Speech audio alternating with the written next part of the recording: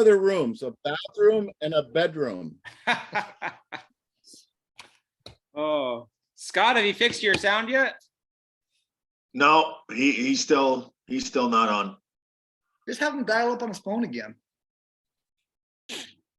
So I did want to give everybody an update. Justin knows he was here last week when it happened, but I lost my job on Wednesday last week. Oh, man. My company laid me off after 20 years. So, Oh, geez. Oh, sorry to hear that, Tom. hey, it is what it is. We're weeping. The door closes, another door opens, right? Mm. Well, it still hurts, though. Oh yeah, it does. Yeah. Yeah, when a door closes on your fingers. Yeah.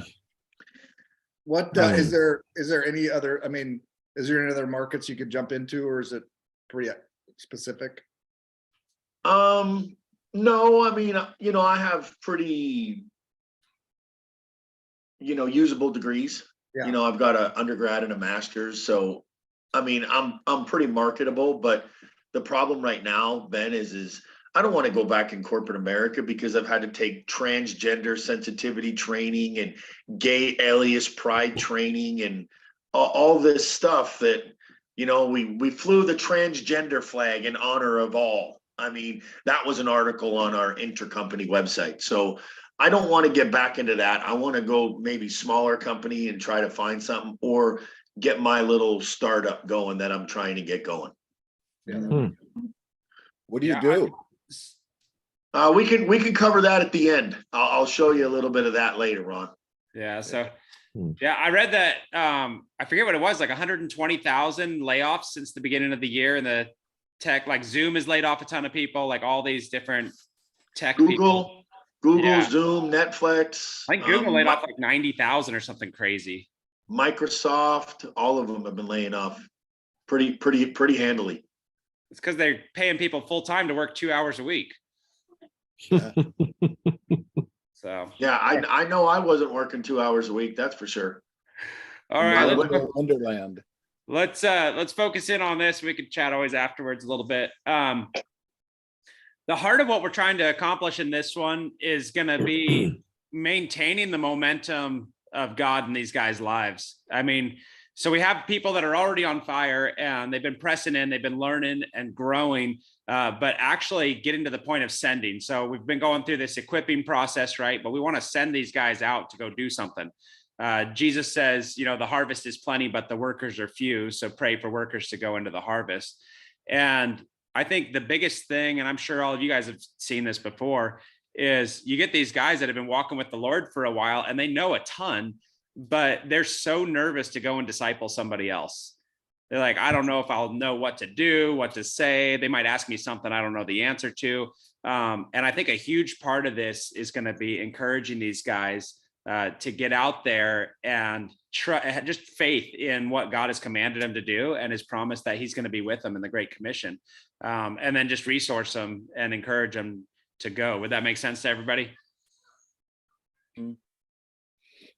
So that's the heart of it. I mean, honestly, for us, like this is a super simple concept. Like we understand it. The difference is like, do we do it? Right? We understand that. I preached in Austria a few years ago, and they had a translator for me, and I preached on the Great Commission. And when I called it a commission, like everybody got this really puzzled look on. My translator couldn't figure out how to say it. And he turns to me, he's like, we call this the Great Order. They don't call it the Great Commission in Germany, they call it the Great Order, right? Wow. And so I think helping guys understand that it's not all on them, like they're not out there door-to-door salesmen with no backup. The beauty of the Great Commission is it's Jesus's mission and we're on it with him, right? He's with us to the end of the age. So yeah, I don't know how in depth we need to go into this tonight. I'd love to get some thoughts from you guys on how we approach this with the guys. The couple big things that we're looking at here is getting them to recognize that they're ready for it, and then identifying somebody they could take through it, whether that's a kid, spouse, friend at work, whatever, even leading a little study on their own. You got any thoughts on this, Ben? No, I just think we're gonna have to give them honestly, almost some examples of, I mean, like you just said, but actually walk them through what a relationship like this looks like. Because even though they've just spent 6 weeks in a relationship like this, they might not fully understand that that's what this was really in the grand scheme of things. And so how do you take somebody, even if they're not confident with their kids, maybe somebody at work, I mean, like, what does it look like functionally to disciple at a elementary level with confidence? Would we have them do it like kind of with the same format? Because like in your video, Justin, you had talked about sort of walking them through the first mile. You know, that would be their next step, would be walking somebody else through first mile. Would it Yeah. be where you would meet with them kind of a once a week type of thing and go through the sections in the same kind of way? Yeah, I don't see why it would hurt. Like that was the whole idea of the first mile, is that guys would just have a jumping off point that they could hit the high points and go through it with another guy, and learn and grow. So that was the Well- initial part of it. While that would be the goal of your ministry, right? Yeah. That's what you would see, kind of the pinnacle. That I see it as just kind of the starting gate for them as they enter into the body of Christ and begin to function how they will for the next 10, 20, 30, 40, 50, 60 years, you know? So I see this as being a great tool to dovetail them in to the local body. And that's where they would probably end up getting, or if I'm correct, they should be getting then increasing levels of support from less from us and more from maybe another a church family, a church body. Is that Totally. correct? Yeah. I mean, I don't want to become, here's a huge part of my heart on this, is I don't want to become this renegade ministry that's better than the church. And we're just taking the place of the church and doing everybody's job. And I think it's real easy to go there. Like it's super easy to go there, but it's not beneficial for anybody, including us or them, for us to I do. agree with that. And I can tell you my experience since we've been down here in Arizona. I have never met so many disenfranchised Christians who almost refuse to be part of the local body for a variety of reasons, you know, political, or they've been hurt or disenfranchised. And it's amazing. It's almost like this cultural swing is going on. And maybe, I don't know if that's the result of the pandemic and people were so linked into the internet, and that's the repercussion of that. But I mean, it's pronounced to me, having been in the church a while, that people are becoming less willing to be incorporated into community and more willing to just get what they would think church or fed or whatever on the internet or through a parachurch organization. And I agree that it's just something to be mindful of, is God's plan is to incorporate them into a vibrant, caring community of believers. Yeah. What do you think, Joe, as far as getting these guys moving on to this next step in the process? Yeah. So just piggybacking on what Brother Ron just said, one of the books I'm reading right now is called Analog Church. And really over the last 3 years, we've gone through this transition as a church where everything became so digital that a lot of Christians, even they just pulled away from the church body and just begin to jump online, which explains why, you know, most churches attendance is down a third in most congregations from what they were pre-COVID. And so Analog Church is about reinstating the need for you know, people, places, and things physically being present. So as I think about this, you know, our vision statement at church is leading people to follow Jesus, and then we've got our 5 core values. And one of the things that we want to do is we want to walk people through it. We want to teach them where they're observing, And then the next step is showing them, we're letting them do it, but we're right there by their side. So we come along and say, hey, so I did this with 4 guys, 2 years consecutively. And I told them from the get-go, hey, I'm going to disciple you for a whole year. But then when we finish, I want each of you to find 4 other guys, and I will help you disciple those 4 guys. And so I just came along beside those guys as they discipled 4 others. And so we began to exponentially branch out. And so I took 4 guys, discipled them, and then I challenged them to take on 4 other guys. And then I worked with the original 4 as they discipled their 4. And then after a while, I just turned them loose. And so it may be that not everybody's going to be ready to go and disciple somebody else. But if you've got 1 or 2 who are willing to take on that challenge, I think we've got to be willing to offer to help them if they're willing to take on that challenge. It just builds their confidence. And once they get some confidence going, they're like, okay, I can do this. And again, we have to know up front, it's not going to be everybody. But if you get 1 or 2 from your group who's willing to disciple somebody else, pour into those 1 or 2 and let them, let them run with it, and just be there to encourage them, sit in on their Zoom meetings, just like we're doing, and jump in where you need to. Otherwise, just sit back and be quiet, and then just turn them loose after a while. Yeah, I would see kind of 2 levels there, Joe. It seems like there's guys that are going to be, I don't know how to, just give me some grace on how I say this, but like there's guys that are going to be kind of heavy hitters, and then there's guys that are going to just sit down with another guy over coffee and struggle his way through it out of obedience to the Lord and desire to see his friend grow and learn. I may not be saying that right, but I've watched it in my own life where there's some guys that you come alongside and they're leaders of groups, right? And then there's other guys that, man, they're on fire for the Lord, and they want to tell people and teach people everything that they know. And that's where I think the strength of the First Mile is it's a resource for these guys to at least begin at kind of a rudimentary, elementary level, start walking through with these guys. So I don't know.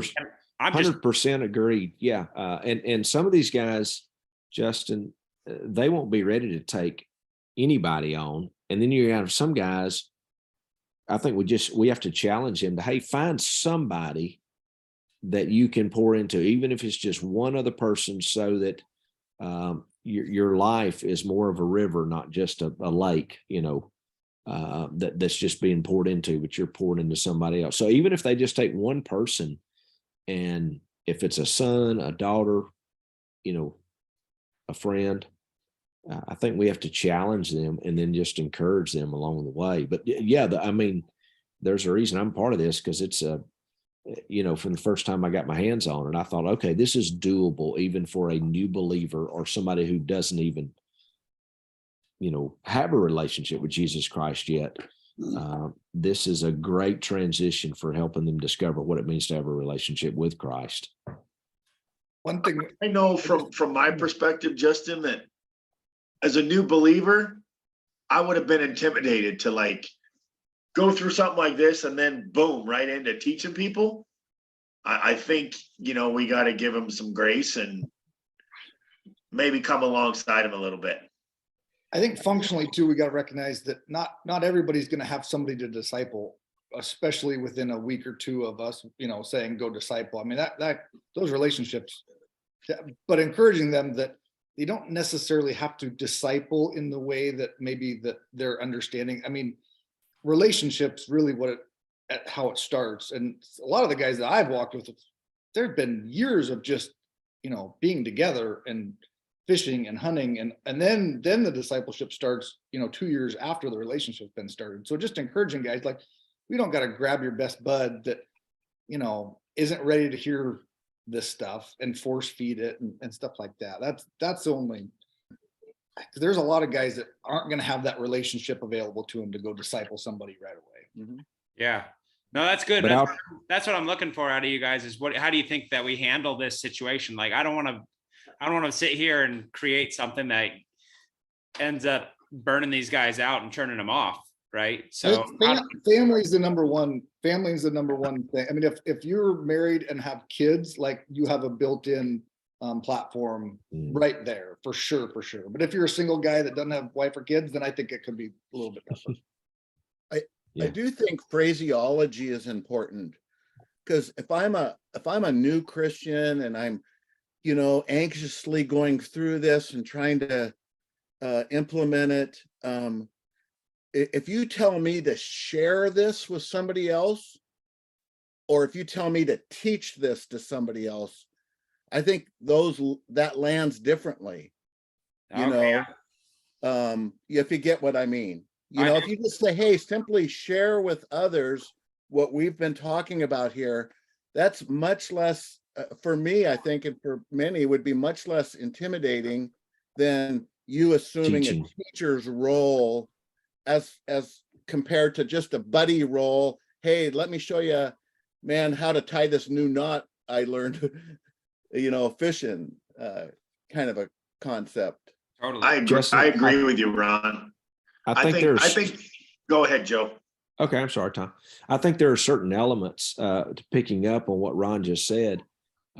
Challenging guys, hey, find somebody to share your story with and ask them, hey, can I practice?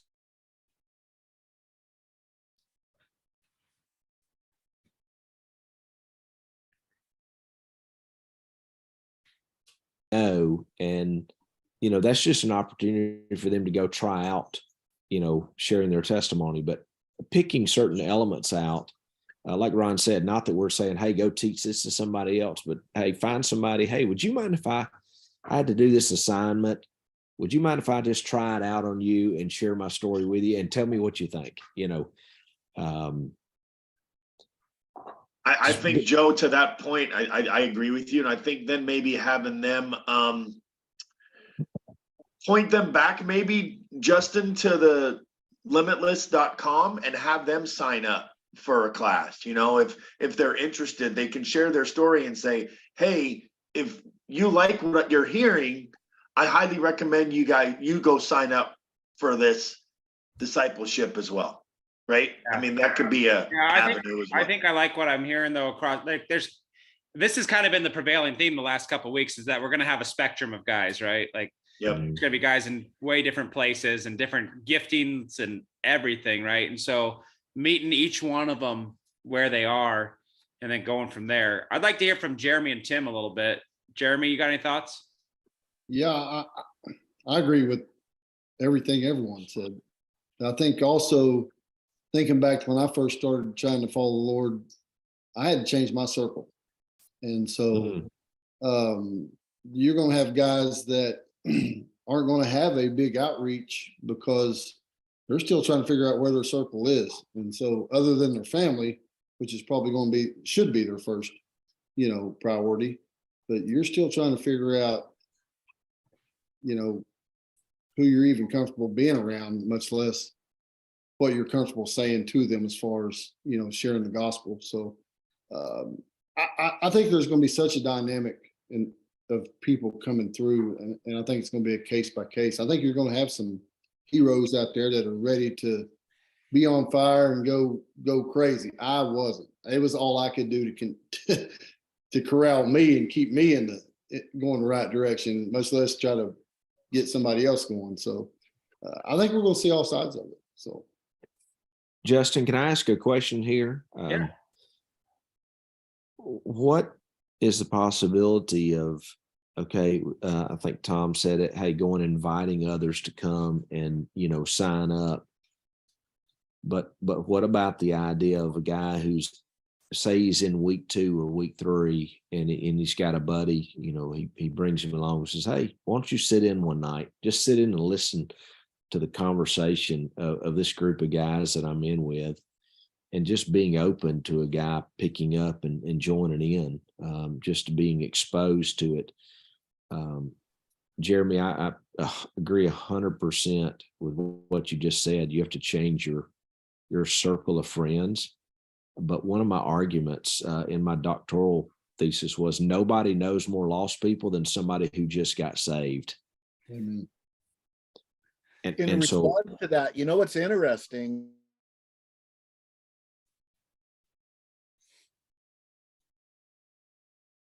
Send them to the synagogue. He send them back to their own little tribe. there Told them you not to go. tell anybody. There you go. Just saying, Mark chapter 5, John chapter 4. yeah. Yeah. Yeah, I think the big thing though is that we need to be sensitive. You got to know when to push and when to kind of comfort them and coddle them, right? Like you got to know when a guy needs to be pushed and he's just being a little bit of a girl about it and he's totally ready, right? And then Coral just took offense. there's guys that just aren't ready for it, right? And I think acknowledging that, and I don't know, Joe, I guess, man, the longer I walk, the more I run into different leaders who have totally different philosophies on the groups like this. Like some guys think that the group should be sealed and secure. That way guys can be trusting of each other. Me, how I've always run church groups, home groups, whatever, is there's all sorts of people coming in and they're getting saved and they're like, that's just how I am. I don't know. I don't care. I'm willing to lay it. I think you'd have to, in that situation, Joe, I think you'd have to get the group approval to do it. I mean, because if you got a group that is, there's gonna be some groups probably share some heavy stuff that, Oh yeah. Yeah. you know what Yeah. I mean? And I think that can be just, I think every group's gonna have kind of a code of conduct when it comes to certain things, and you just ask for permission with the group. Most groups, I would imagine, would be all for it, but you'd hate to violate trust in a group, you know. Yeah. The guys that I discipled for a year, we were closed off. Like we didn't allow anybody to join in because there was some pretty, sensitive stuff that was shared, and they didn't. I mean, they shared stuff they wouldn't even share with their wives in our group, and so, 100% Yeah, agree to that. For me, so whenever I have a leader, like I want to trust that leader to use their what do they call that? Intuition? No, not intuition. Like you just have latitude as a leader. Like I trust you as a leader, Joe. And so anybody that we're gonna actually have do these groups, these leaders that we're training, like you got to be able to make some calls on that. And I think that you have maturity that if you run it by the group and you get the permission, then I think that every group's gonna have its own flavor and differences in it. And so a lot of that's gonna be leader led. And that, like, we're asking you guys to disciple these guys and not stick necessarily to the curriculum, but at least get through kind of the key points and connect these guys to a church. But I mean, I know there's going to be a lot of stuff that you guys end up going way above and beyond on with these guys pouring into their lives. So there's a lot of that. What will be interesting is when we get together again after going through this entire process with a group and talking the dynamics of it all. That will really, Hopefully that it's will be interesting. fascinating, Like in a good way. Yeah. I mean, Coral, what do you think? And then I want to get to Tim. I want to hear some stuff from Tim too. I was gonna let Tim talk, and then I was just gonna say whatever Tim said, but I don't know. I agree. I agree with everybody. There's been good points all over the board. I don't want, the only thing I guess that's maybe different that maybe hasn't been said is I don't want to discount and this is very much going against my natural inkling, but I don't want to discount the idea that there are people that are hungry in these people's lives also. And so I wouldn't want to shy away from encouraging them to step out. And I mean, disciple is a big word. I know it's, it's defined and we define it, and that sounds a little bit simpler, but I agree with Ron just on the way that you worded it. Encourage them. Hey, do you have anybody else in your life that you think could benefit by going through something like this? And, step out in faith and ask them if they'd be interested. Let them know what you've been doing and see if they're interested. But that's all I really have to add. I think everything's been. I think there's precedent for what Coral just said in the New Testament. When the head of the household is saved, the family follows oftentimes. And so as everybody here has already said, the most likely first candidates would be your wife and kids. Yeah. And that's very much a New Testament pattern. And so why reinvent the wheel? Totally. Yeah. Totally. 92% of the time when the husband or father gets saved, the rest of the family follows. Yeah. That's awesome. Tim, I want to hear your pretty voice. Just what Coral said. Since she was going to do that to me, then I'll just do that to her. I was meditating or kind of just reviewing some of this stuff this afternoon. That was the first thing that popped into my head was I'm going to guinea pig my kids on the first mile. Probably my oldest. He's 9 years old and he's big into the Bible right now. So I'll test it out on him. Another thing that stuck out to me was having a platform and facilitation. And I can talk about this because of my own weakness. Like if I don't have something like what we're doing right now to help me lead a group or be a part of a group, I'm content just to sit back on the farm here and not really step out of my comfort zone. So, and I think like, you know, I've been a believer for, I don't know, 35, 40 years now, and I'm struggling with this. So, you know, maybe a new believer won't, but I think just having a channel or an avenue to reach people is pretty important. So maybe that's the next step in this whole process, is taking these new believers and setting them up somehow to reach out to people. You bring up something that's been on my mind a little bit, and next week is our last one, so we might as well talk about it now. Do you guys see the need, how much oversight and or assistance on an ongoing basis once this thing gets up and rolling? Granted, of course, there'll be kind of a reconvene after probably the first one or two, but truly from an ongoing perspective, you guys, would there be value in like a once a month leader meeting? I mean, the last thing we want to do is totally blow calendars out of the water.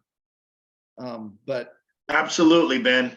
I think that would be a very good thing to do. Okay. My humble opinion. I don't know what anybody else, but I think I agree.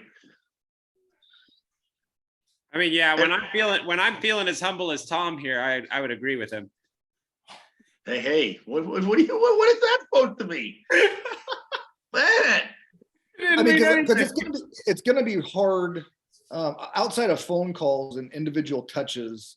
You know, making sure that leaders are equipped is, in my opinion, probably the number one priority of this whole thing. Because if the leaders aren't,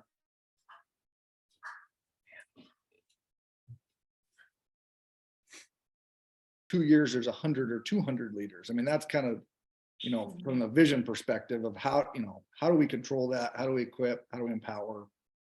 If you could get leaders, do you mean like get like people on like a Zoom call, leaders on a Zoom together, Yeah, I mean, that's part of so it, that but you I can would, kind of hear what's going on with other people too? yeah, I mean, I think that's part of it, but just making sure there's not isolation, that there's not, leaders don't feel like they're on an island and trying to just push this thing themselves. And I think, Ben, if we, and Justin, if there was a way in the beginning to do 2 leaders per 5 or 6, I think that would be beneficial to have that back and forth between the 2 leaders and those 6 guys or 7 guys. I think that would be a huge benefit for the leaders and the guys that are coming in on it. How about a If leader, possible. how about a leader and an apprentice leader? Yeah, I think that's the vision in a little, once we've identified some Yeah. apprentice leader, I mean, that's gonna happen. I mean, I think Benny, to address your question though, I think it would be really, if you can do it, to have a resource available for leaders. Yeah. And what I mean, that doesn't have to be a formal get together, but if somebody is confronted with a concept or a question and it's kind of freezing them as a leader, then this is an opportunity for them to actually get some one-on-one dialogue with somebody who can just walk them through that and say, okay, here's no problem. Let's walk through that. And I think those situations are gonna be, I mean, obviously, there's gonna be, Justin's phone number is gonna be plastered all over this place, so everybody can call Justin. Yeah, but he's busy and I mean, he's taking so many other phone calls and you get, He's fine, you know, he's fine. I 20 think other people the calling value in him. that, the value in that comes from, you know, when somebody does come up against something, having other people hear what they've come up against and the experience with that. I mean, there's tons of- Correct, like yourself or Joe or, you know, or Nate or whoever to reach That's- out to me.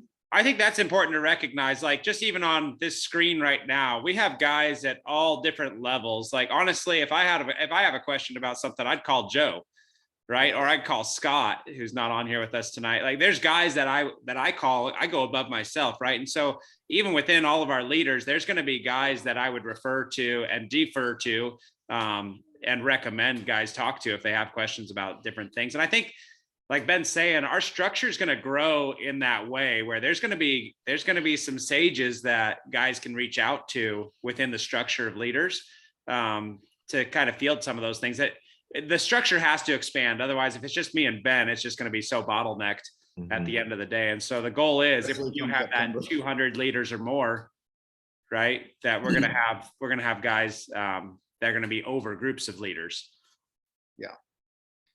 How about a Limitless Outdoors leaders website where a leader could come in, post a question, and then a myriad of guys in their own time and leisure could just respond to say, hey, I had that same thing happen, or I had that same question, or that same scenario. I don't know, just a thought. I've been working on, there's some apps that are free that you can do that stuff with that are pretty Yeah. easy to manage. We use GroupMe for our show leaders, and it works well. So all of our leaders can see a question when it comes in, and you know, there's a number of responses very quickly. Yeah, that's awesome. What'd you I call mean, it? you're gonna definitely Grouply? have to go ahead, Justin. Did you call that Grouply?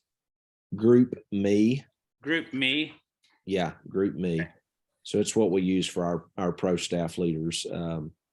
And we just create a group, add guys to it. And so whenever somebody posts a question, we can all see it and we can like it, or, you know, somebody can respond to it instantly and everybody sees the response. How many are in that other group that you're doing on Thursday nights? I mean, what do we have, like 24 people, maybe? Yeah, about a dozen leaders right now.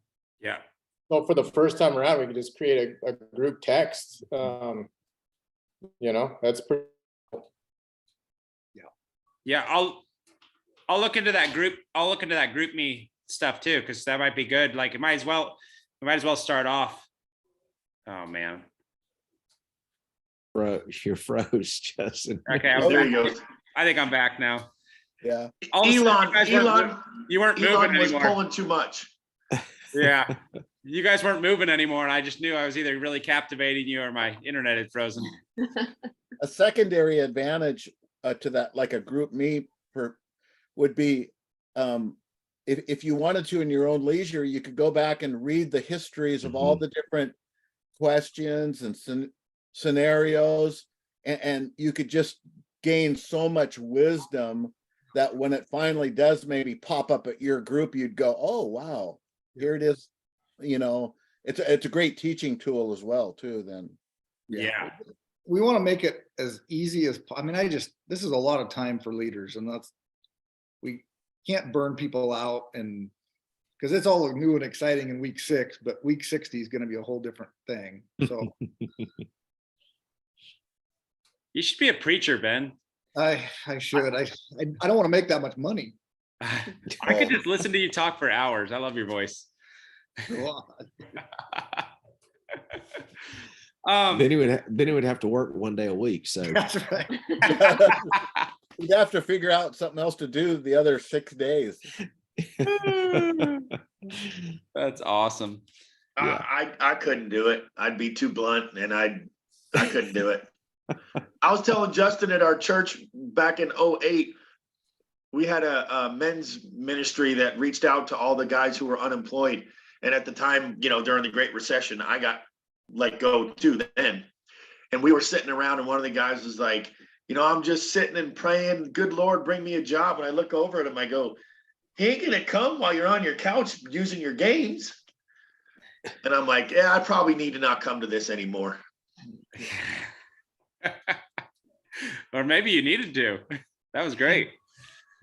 Oh, so any other thoughts? Like, so I think one of the things that we're doing is we're going through and we're massaging the first mile a little bit in our verbiage and how we approach a couple of things.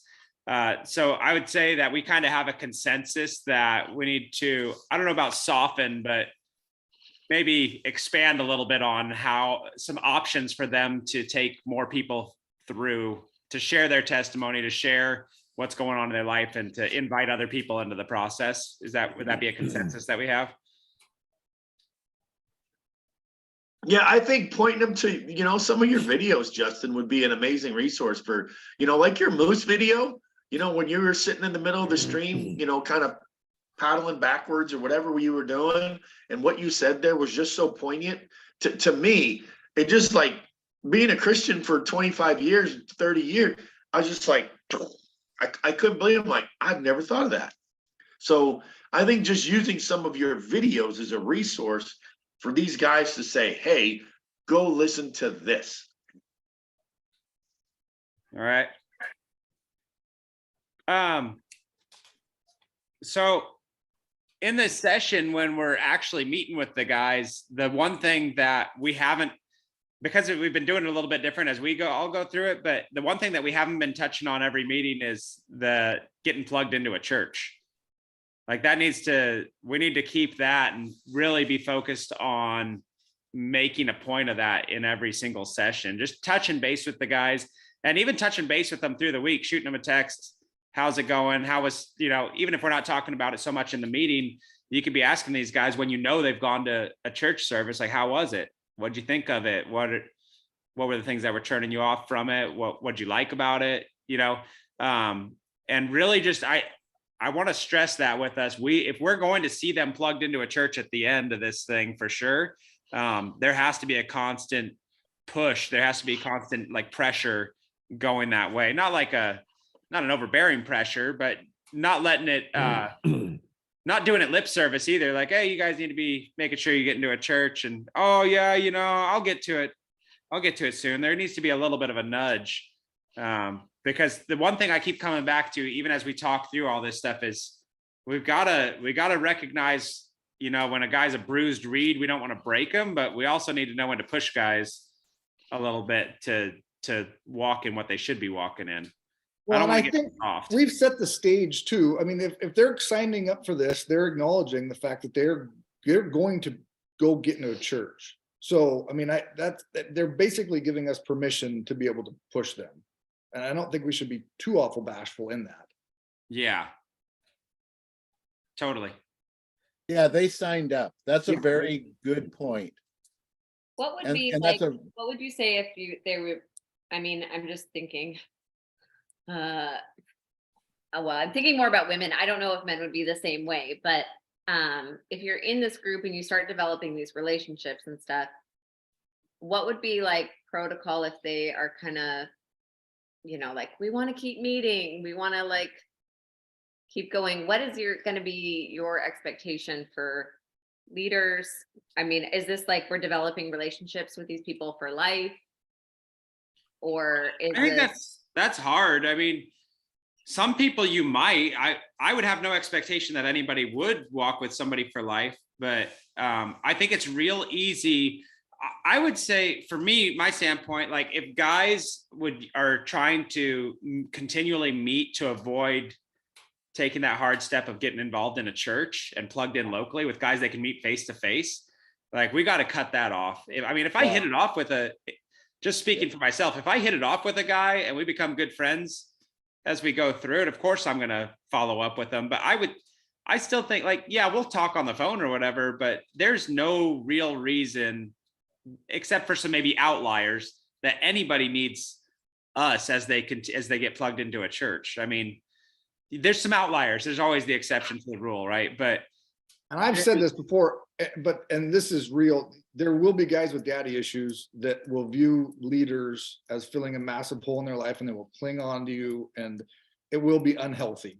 And so having the ability to recognize kind of what unhealthy codependency looks like, because that and ways to 100 get out of that. and healthy ways to not let it happen, because that will happen for sure. That would be good to have, kind of circling back to Ron's point earlier about resources for leaders, and something that Ben and I've talked a lot about. That would be pretty rad to cover some of those like major hurdles and do like podcasts or something on them, or some kind of training on them down the road. I'm putting that on here since we have this recorded, because I'm going to come back to this session. So I just wanted to say it while I had everybody. Yeah, I think a podcast would be amazing, Justin. I think it'd be a great forum to cover some of that stuff. Internally for the leaders, I'm saying, Yeah. as we grow, some of these big things, I think would be like recognizing codependency would be a huge one. But a lot of that's going to get remedied by just recognizing it and just making sure that they get plugged into a church. Let Joe deal with the codependent dude. Like, let him be the clinger in Joe's church. I have enough. Can I ask you guys a question? Yeah. I got a question. I'd be curious what everybody thinks. And I don't actually, I really want to know what you think. It's not like I'm setting you up. Do you think, I'm trying to think like a 25-year-old guy who's been watching these hunting videos, and he's the Lord's drawing him now, and he signs up, and he may have professed Christ at some point recently or whatever. But do you anticipate people pushing back on getting involved in a church in today's world based on all that the culture has said? Or I'm kind of anticipating that myself, but I might not be right, so I'd be just curious what you guys think. Like Coral said, they might say, well, what's wrong with just us, or continuing on because we're cool and we get along and we have this great chemistry, but helping them realize that no, that's not God's plan A. And I'm just wondering what other people think. Yeah, so I think if you were to just go on the street and just try and push somebody into a church, that would be a different conversation. One of you brought up these people signed up for this, so they're Right. already pliable in the sense that they want to be taught something, right? And so I think that I'm sure there's going to be guys that they're going to give you every excuse in the book why they can't go, and then no matter what you do, there's going to be guys that will not go to church. I mean, that's just a reality of life. Jesus cleanses all the lepers, and only one of them comes back to worship him, right? The 10 lepers, and one comes back. There's a reality that like you'll pour your life into all these guys, and some of them will go far and some of them won't. But I think If we get 80%, we're doing good. Yeah, I think these guys will be pretty pliable. I do. Good. I hope. Justin, Yeah. might I make a recommendation while it's on my mind? I was looking at the very first page in the first mile. It says at the bottom, the instruction is not intended to be a full view of the discipleship process, but a foundation too. And you've got 4 steps there that you hope to achieve. Might I suggest that, and I'm saying this while it's on my mind, that you add number 5 is we want to assist, somehow we want to assist you in finding and actively starting to attend a local church. I mean, you list that as one of the goals on the very first page, so that guys know from the outset, hey, this is one of the end goals, is that I find a local congregation to join up with. That's Yeah, good. you set expectations really early, Joe. I agree with that. Yeah. I'm still listening. I got to step away and grab something. The rapture. He's gone. I got something to add really quick as far as like these people giving a lot of push going to church. Anybody on here ever listen to the Granger Smith podcast? So he's a country singer that is a pastor now, and he's got a podcast, and it's all like Q, and it's very scriptural based, and people call in with all kinds of questions.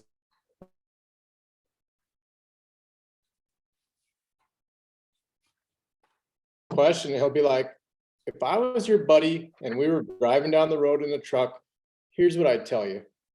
And so I think about like these people that are pushing back, like, well, I don't want to go to church. And so you just flat out ask them, like, well, how do you really expect to grow in Christ if you're going to keep making all these excuses and not get plugged into a church? You're probably never going to grow.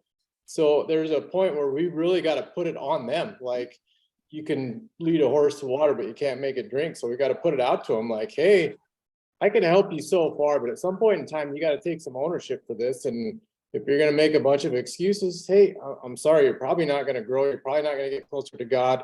You're not going to be a better family man. You're not going to accomplish all these things that you say you want to do. So you got to step out and actually do some things. So I love his approach. Like he really is like, if we were two dudes just driving down the road in a truck, here's how I would say it. And he calls them out on their BS. And it's really cool. It's helped me have a different perspective on some things. What's that podcast, Tim? His name's Granger Smith. I don't know. Did you ever? So he was Earl Dibbles Jr. on YouTube, making all these funny videos.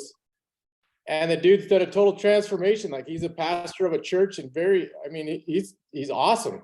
He's just like all of us in here, like very down to earth. And yeah, check it out. It's all Q&A and everything's very scriptural. And I've not heard anything come out of his mouth I didn't agree with so far. That's awesome. Well, I really appreciate all your time that you guys have put into this project so far. I think next week, it would be awesome to do a debrief over the whole thing just a little bit and continue our conversation, especially around getting plugged into the church. So be praying about that. I don't foresee our meeting next week being super long, but the idea, I think what we really want to press into is what is our future contact with these guys look like? And how do we help them continue on? How do we let go? How do we kind of transition out of this? And then one thing I really want to brainstorm with you guys this next week is exit survey questions. So things that we're looking for, that we'd like information from people that are going through. And I think a lot of that can be created out of our objectives that we laid out right in the very beginning. Like, did we meet these objectives? But just kind of talking through what you thought about it, areas that you think that maybe we could be a little bit stronger as we go through, any ideas you might have. We're working through the first mile kind of in a smaller group, but I'd also appreciate some feedback if you see something kind of like the discipleship stuff that we talked about tonight, kind of softening that and giving a little bit more direction or ideas for guys. So that'll be what we do this next week. I'll send an email out to you guys, kind of giving a little bit of a strategy for what that meeting's going to look like as well. Could I ask Just one one- thing? Yep. Sorry. Just a real practical thing for a lot of gray hair and aren't like techno savvy. Maybe just a short little thing on, I mean, I can pop into this We are. Zoom, but, oh, okay. I can also, Okay, he's got I it. can help you, Ron.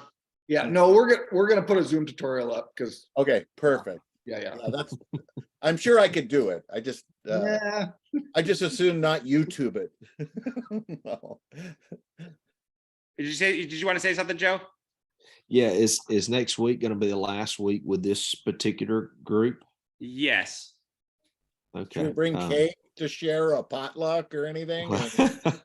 Well, I just obviously I won't be here next week. I think I mentioned this to Justin early on. I'm leaving Friday night for Israel. Oh, Yeah. sweet. Yeah. So Put me in your anyway. bag. Yeah, this will be my first trip. I am putting together a trip to take a group next year, and so I'm super excited about it. But I've truly enjoyed getting to know you guys these last 6 weeks. So anyway, but yeah, so I.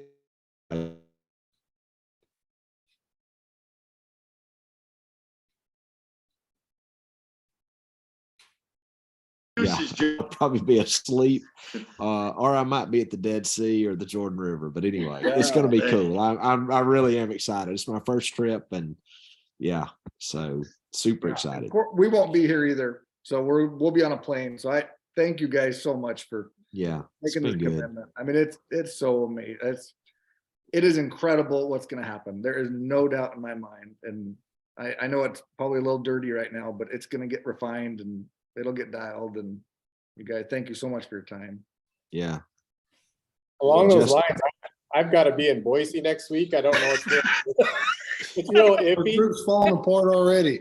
I wonder if should we push it off a week?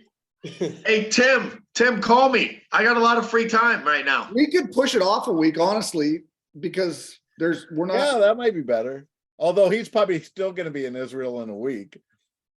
no, it's going to be just a vision trip. I'll be home. I'll be gone from Friday to Friday. So Yeah. Oh, wow. So Yeah. really for me, this, Because I really don't want to miss it. yeah, so this next one really has nothing, like, this is gonna be where we're continuing that push with the guys. Like, after we talk about discipleship, we're gonna be debriefing with them again that next week, right? And kind of going over it'd be like the final closure of the whole group. And so it doesn't necessarily really apply to us. I think we understand where we're going in that. And so I wouldn't say it's critical. If we want to push it off a week, it's not going to slow us down from getting everything done on the back end. So yeah, if you guys want to do that, we could push it out to the next Tuesday. That's not an issue at all. We'll just plan on that. I'll send an email out and we'll do that. And however it works out, it'll work out. But Perfect. yeah, So should I bring a casserole or a dessert or what? I'm going to have a fruity drink with a little umbrella sticking out of the top of it. See that? Idaho umbrella? Idaho umbrella. Oh man. Hey, Joe, you want to close this out in prayer, brother? I would be honored to. I would ask y'all please remember a family in my church. Actually, it's my chairman of deacons. His brother took his life yesterday, last night. And the tragedy of it is he got into an argument with his wife. They had a Super Bowl fellowship Oh, party at their house. And he literally went and got a gun and took his life in front of his wife and his 12-year-old daughter. Oh, gosh. And it is just oh, the mother of this man, one of his sons and his brother are all members in my church, and oh.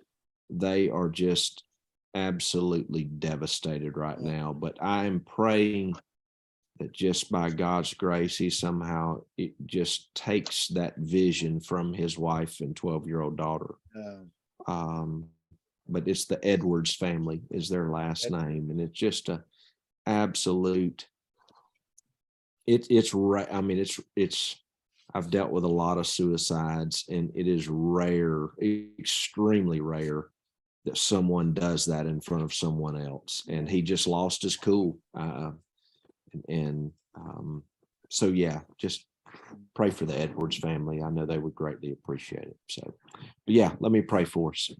God, we thank you, Lord, that we can come to you day or night. Your word says in Psalm 121 that you never sleep nor slumber, and we are thankful for that. God, we are thankful, so thankful that your mercies are new every morning. And God, we just praise you for this day that you blessed us with as we come to an end of it. God, I thank you for the discussion that we've had tonight. And Lord, I just envisioning that you're going to do something incredible with this vision that you've given to Justin and Ben, and Lord, discipling men and women online. And I just think about the potential of how so many people can be reached that are just on the outskirts right now, on the fringes, and they're, Lord, they have more questions than they have answers. But I pray, God, that you will begin to draw people to this. And Lord, that as you pour into us, God, we're going to be able to pour into them, and we're going to carry out that great commission. And so, God, would you just lead more and more individuals to get signed up and give them a hunger and a thirsting for righteousness' sake. And God, I pray for every leader. Lord, not that any one of us has all the answers, but God, we can certainly point people to you. And I pray that that's what transpires through this vision and through this ministry, God, is that we just point people to you and we get them on the road to following Jesus Christ. And so, God, I thank you for the men and women that are volunteering right now just to be leaders. And Father, I do want to close tonight just continuing to pray for the Edwards family. God, I just lift them up to you.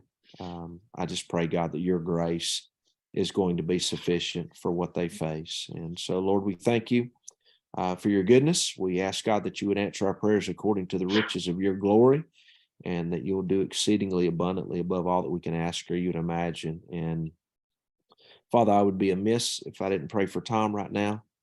Lord, I'd pray that you'll just give him a peace that passes all understanding, that God, you are sovereign, you're in control. And I pray, Lord, that as you've closed one door, that God, you're going to open another door that is just going to be fulfilling in his life. And God, that you use him in a mighty way in whatever new job opportunity that you give him. And so, Lord, thank you for what you're going to do. We praise you in advance in Jesus' name. Amen. Amen. And Thanks, Joe. Absolutely, brother. Be praying for you. Amen. Thanks, sir. Yeah. So Have a great time in Israel. That'll be awesome. thanks. I appreciate it.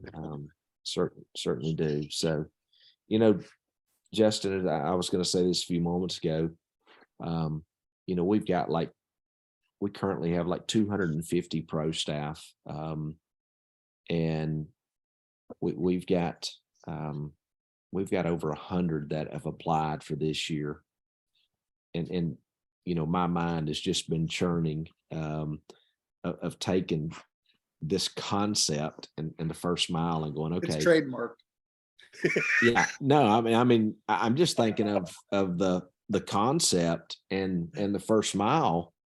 No reason to reinvent the wheel and saying, hey, I mean, we've got pastors, we've got guys, and just exponentially, just an incredible thought. I only know this because I had to put together a book proposal recently for Dominion. And, I've had to look up how many different followers that, guys like yourself have on social media. And between our show and Limitless, you're talking 500,000 followers on social media. And my mind just begins to just do cartwheels thinking about what God could do with this online mentoring. It is discipleship, whatever you want to call it. Yeah. I'll go as far as oh shoot.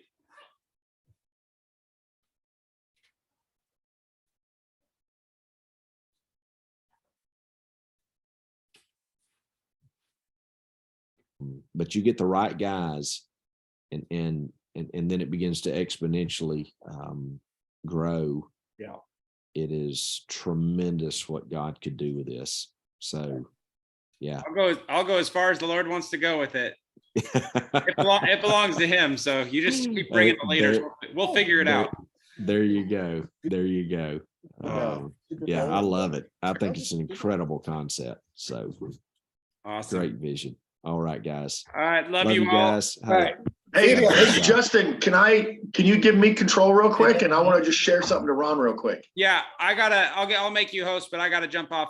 Yeah, that's fine, because you can just leave. Just when you leave, don't say leave I think all. he's gone.